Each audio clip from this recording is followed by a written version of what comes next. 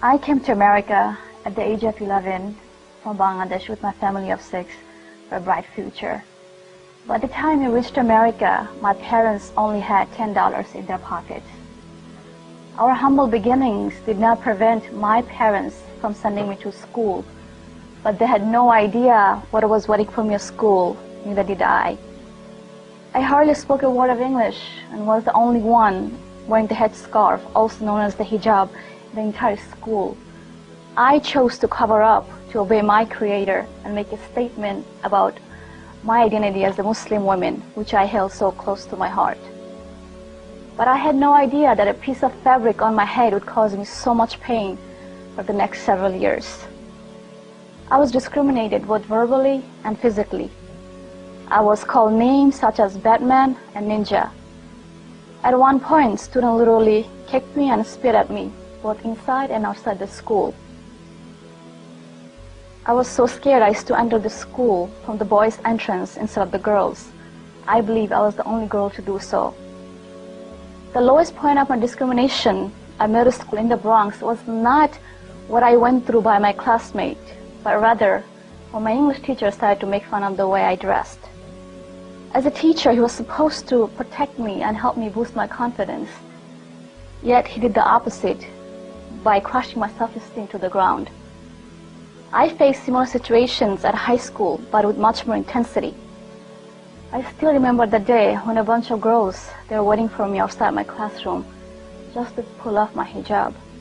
And of course, how can I forget the moment of being surrounded by at least 10 to 15 boys who spit and mocked my hijab. I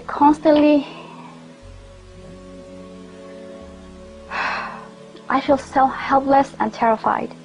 I constantly face the following question: don't you ever dress normal? Constant discrimination continued throughout my high school years. I could have dropped out of my high school, but that was never an option for me. In fact, I graduated on top of my class.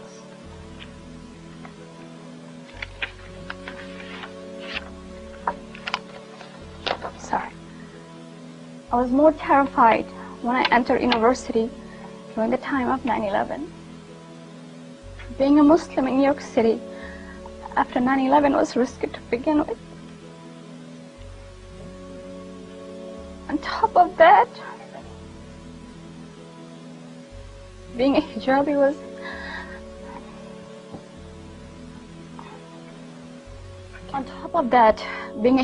was a direct sign saying she's a Muslim. I constantly lived in fear as I was called names such as Osama bin Laden and terrorist. And of course, I could never avoid those stares as if I was from a different planet. I even got chased a few times on the street. It was a total nightmare. Fast forwarding a few years, on October 1st, 2010, I launched an online hijab store called StunningHijab.com. One of the aims of my business was to serve others. I wanted to have a support system where Muslim women could share their hijab experience. Shortly afterwards, I started to receive emails from women across the globe. I specifically remember this 14-year-old girl named Aliyah from UK. She wrote me an email explaining how her classmate chewed gum and spit at her hijab, and it became a laughing matter just because of her hijab. I also received countless messages from women who got fired from their job and was rejected at their job interviews just because of their hijab.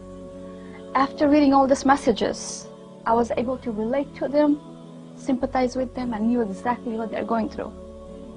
During the summer of 2011, after receiving many messages from women across the globe with similar situations, I kept on thinking, how can I help these women? How can I help myself? That's when the idea of World Hijab Day came to my mind. I thought if I could invite women in all faiths, Muslim and non-Muslim, to walk in my shoes just for one day, perhaps things would change. I want to bring this idea to life So I created a website called worldhijabday.com along with the Facebook fan page. I launched them on January 21st, 2013. My message was simply to invite women in all faiths across the globe to wear the hijab just for one day on February 1st, 2013.